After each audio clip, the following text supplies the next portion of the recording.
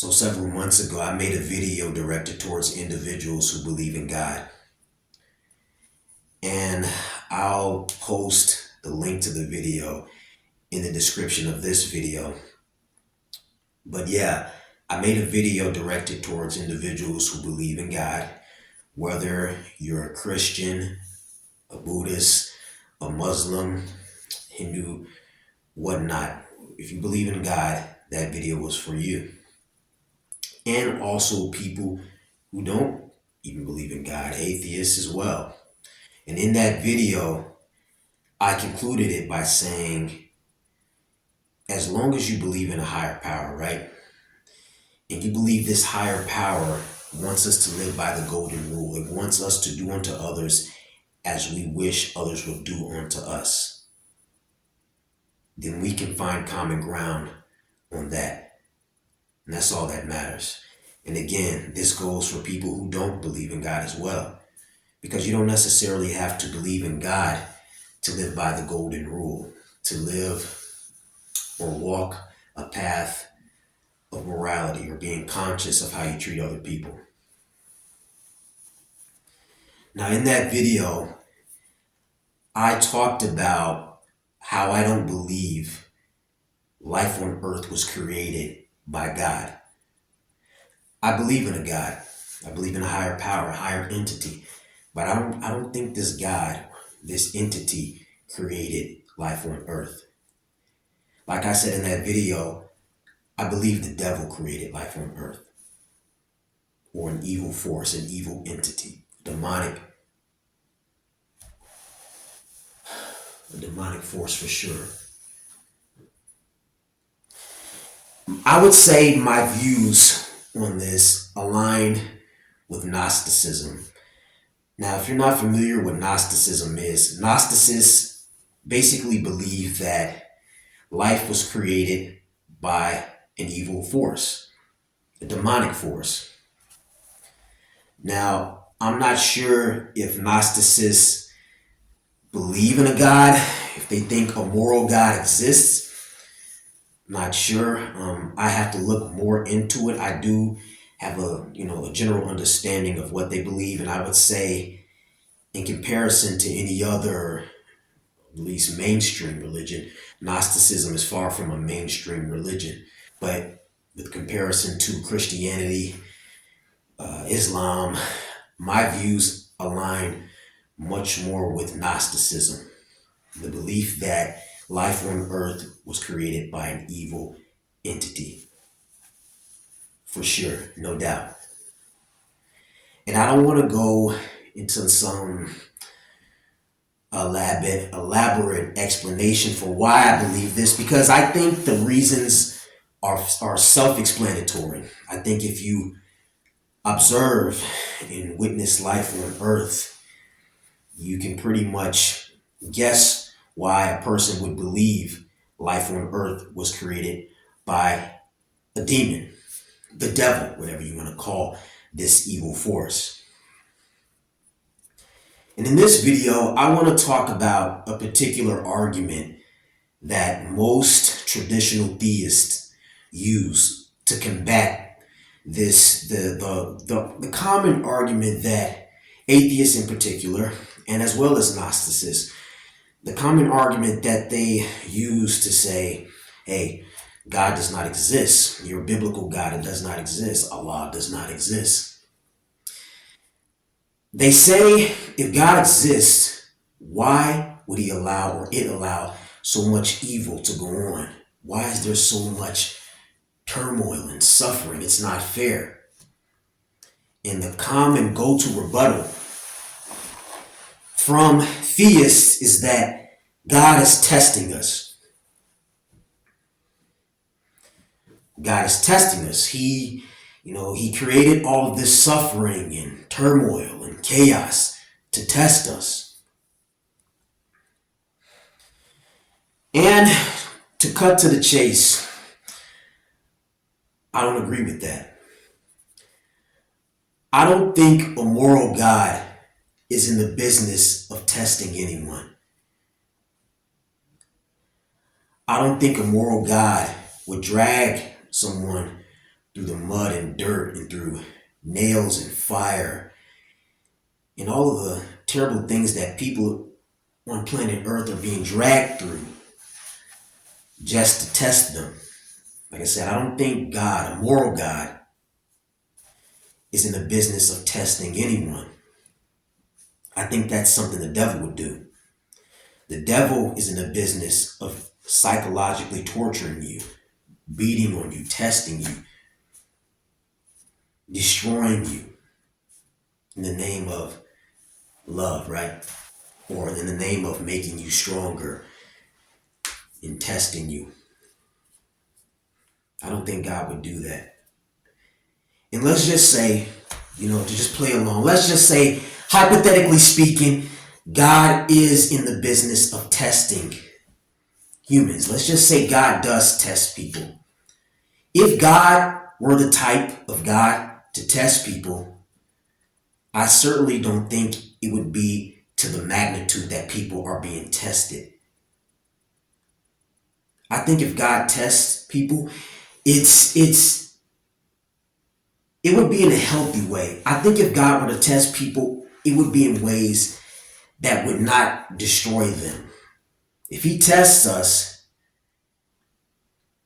we certainly wouldn't be psychologically and physically and emotionally destroyed if we fail the test. Let's just say someone is dealing with constant verbal abuse, emotional abuse. They're going through sexual abuse, all sorts of abuse. They're in this chaotic environment where they have so much anxiety. They can't focus because someone's always on their back. Everywhere they go, it's just constant boom, boom, boom. One problem after another. They just can't catch a break. And in the end, it eats them alive, literally. I don't think God would test people in that way. I think if it, he, she, whatever it is, were to test us, it would be in positive, healthy ways. Even like, for example, like I said earlier, even if we were to fail this test, it wouldn't cripple us. It wouldn't destroy our souls. For example, and I use this example or these types of examples a lot in other videos. Let's just say you want to be good at a particular instrument, the piano, the guitar, the drums. It takes time, right? It can be exhausting, sometimes stressful. You get frustrated. You may not be catching on the way you want to be catching on, or you may not catch on the way you want to catch on, right? You're not progressing. Your skills are not progressing at the speed that you would like them to progress at. But you stick through it. You stick to it. And if you fail at times, you're not getting to where you want to be at a certain time. You want to be there. You're not gonna die. You're not gonna suffer. You're not gonna mentally, emotionally, or physically be wrecked or ripped to shreds, right? Same thing goes for a video game or learning a new language, right? Or picking up a technical skill, or you want to be good at math, right? Let's just say you're playing basketball. You miss the winning shot. Let's say maybe not, it's not, let's just say it's not even the winning shot. Let's just say you miss a lot of shots in the game. You miss way more than you would have liked, right? And nobody wants to miss any shot, but you miss so many that it was like, man, fuck, I can't believe it. You're down on yourself, but you don't give up. You're not broken. You're eager to get back out there.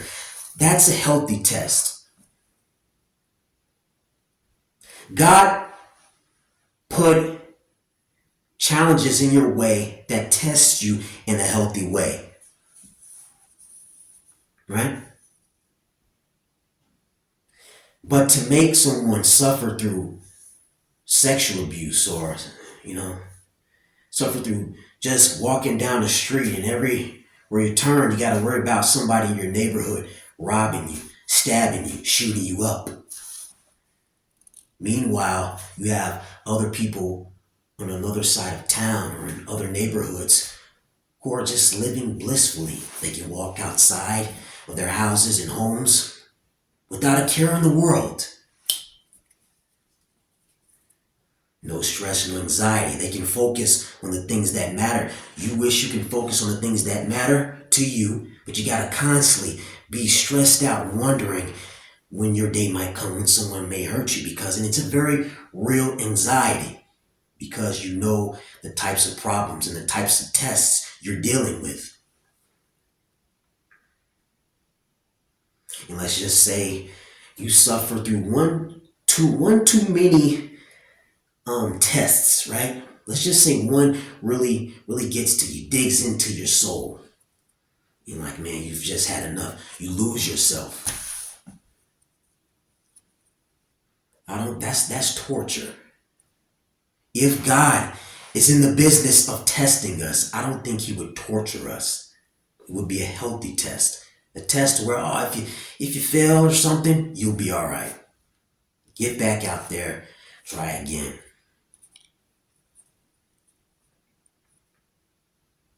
I don't think the test would be so imbalanced to where you're seeing the effects and the aftermath that you're seeing in the world today.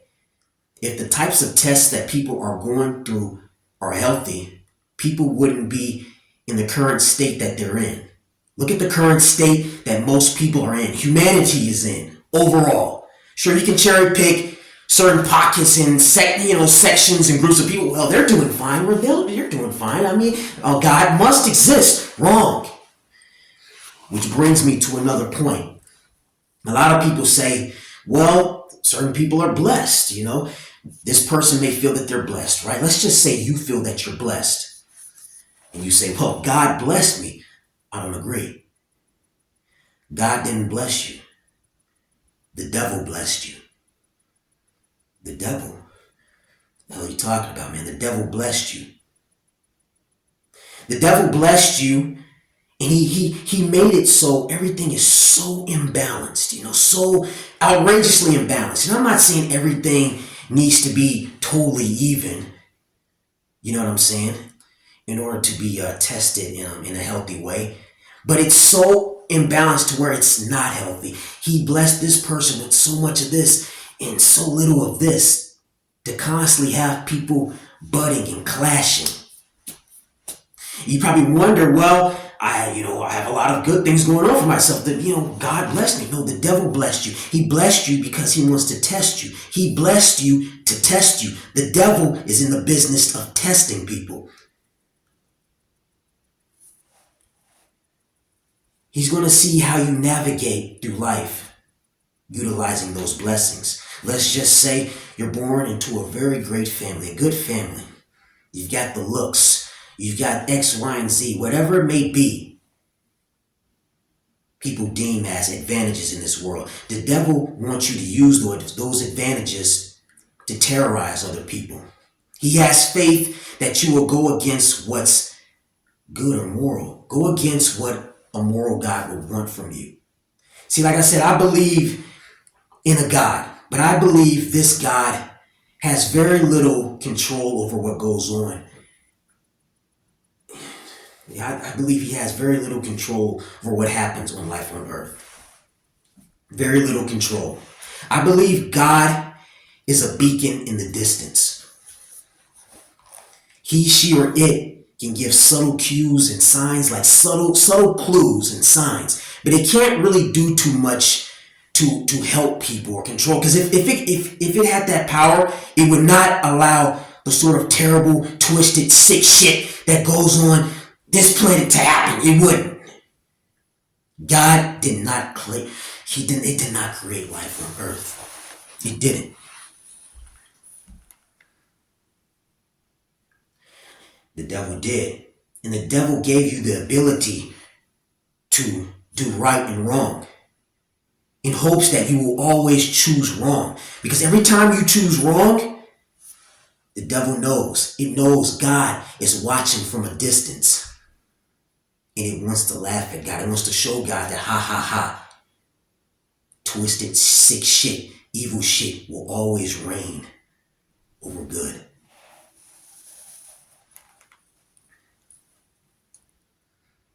So that's why the devil blessed you. and wants to see how you utilize these blessings.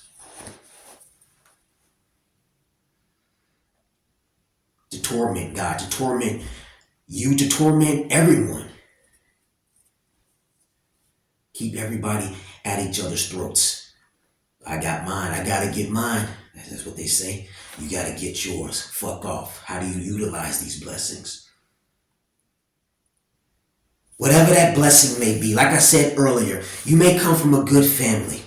You may be athletic, blessed with a lot of athleticism. You may be very good looking. You may be tall or whatever the hell else we deem as advantages, right? Or blessings, right? Whatever the fucking blessing is. It's all about how you utilize that blessing. The devil wants you to utilize that blessing in a terrible way. For example, there are lots of people. You ever notice some people that are just horrible people, but they just seem to have so much. Like, for example, again, family may be one of them, but they'll use the fact that they have so much support from their family and love as leverage to do terrible things to other people. You ever met someone like that? Someone that's always going around just doing dirt to other people. And then they'll hide behind their family because they have family members who know how fucked up they are. They have family. Their family knows. Their family knows exactly what sort of piece of shit they are. But their family will come to bat for them regardless, no matter what they do.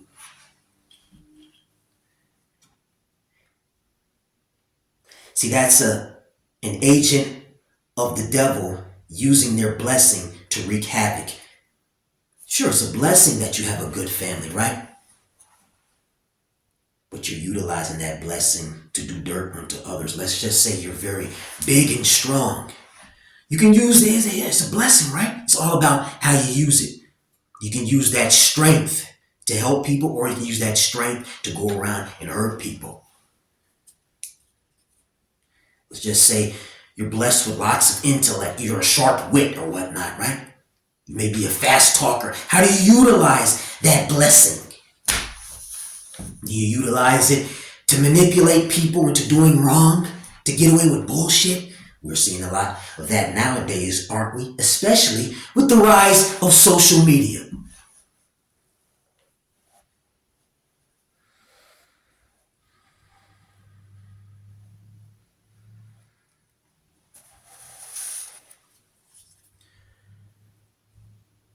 So yeah, I don't think a moral God is in the business of testing anyone. And certainly not in the ways people are being tested here on planet Earth. That being said, I want to end on this. I want to end on a similar note I ended on in that first video I made on this topic and say, while I'm not a Christian or a Muslim or anything like that, I'm not against, religions like across the board entirely. I can see the value in certain aspects of Christianity or even Islam, right? I can even see the value in the Bible, certain aspects of the Bible, because the Bible, the Holy Bible, is pretty much, if you look at it, it's parables, right? I can appreciate the message behind the stories of the Bible, or at least several stories of the Bible. Obviously, the Bible is twisted and manipulated, or has been twisted and manipulated over time. So you got to be careful with certain things. So I guess I should say I can appreciate the fundamental message of try to do right by others or unto others. And if that's a belief or a message any religion is promoting, we can find common ground on that, regardless of what that religion is. And even if you don't believe in a particular religion, like I said earlier, even if you're an atheist, if you can also agree on that fundamental message, whether you believe again if a God wants us to behave a certain way or not, like I said, you don't need to believe that a God wants us to be considerate of others and things like that, to live a life by this belief. And I would make the argument, though, that man, if you don't believe a moral God exists and you still walk a path of morality or trying to be considerate of others, I would say that's even more noble, because now you're not doing it because, oh my God, I think somebody is watching me or something out there is watching me and might punish me if I don't do what it says, you know? So, and that being said, with regard to myself, let's just say, even if I didn't believe a higher power is out there, right? That wouldn't change my overall mindset in terms of how I feel I should conduct myself in terms of right and wrong. I believe in a higher power because, man, something had to have created all of this. Something is going on, man. You know, I, I don't want to sit here and just say, I can prove it, and I don't want to go down that rabbit hole. But I do believe everything has a flip side. You know, up has down, left has right, and wrong has right. Evil has good. And I truly believe only an evil, demonic force would create lots of things that we see here on earth. So I definitely believe there's a counterpart to that. I do believe that there is a good force, a godly, an honorable spirit or entity. Like I said, everything has a flip side, an opposite. But again, as long as we can find common ground on the notion that we should be treating others with empathy, care, and consideration, that's the only thing that matters.